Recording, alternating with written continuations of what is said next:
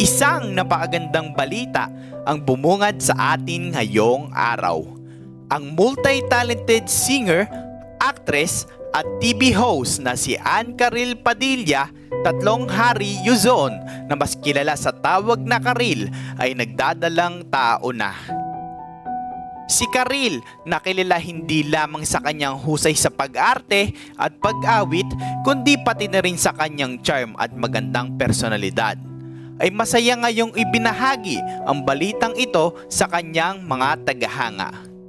Matapos ang ilang taon ng kanilang pagsasama ng kanyang asawa si Yael Yuzon, ang lead vocalist ng bandang Sponge Cola. Ito na ang kanilang unang anak. Sa isang Instagram post na umani ng libu-libong likes at comments, ipinahayag ni Caril ang kanyang kaligayahan at pasasalamat. "We are over the moon and beyond grateful," ayon sa caption ng kanyang post na may kalakip na larawan ng kanyang baby bump.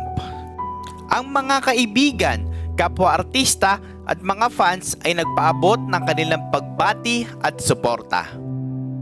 Ilan sa mga celebrities na nagpahayag ng kanilang pagbati ay sina Vice Ganda, Ann Curtis at Gary Valenciano.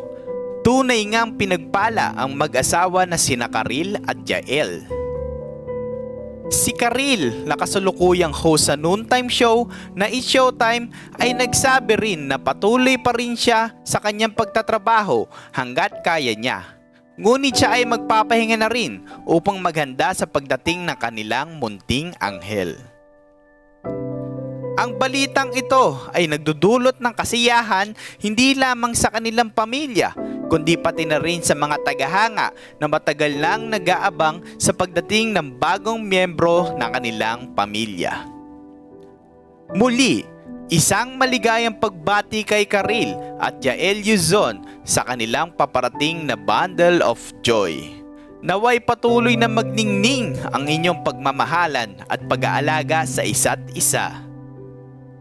Para sa iba pang mga balita at updates, huwag kalimutang mag-subscribe at i-click ang notification bell. Ito ang Kita Kids Showbiz. Hanggang sa muli!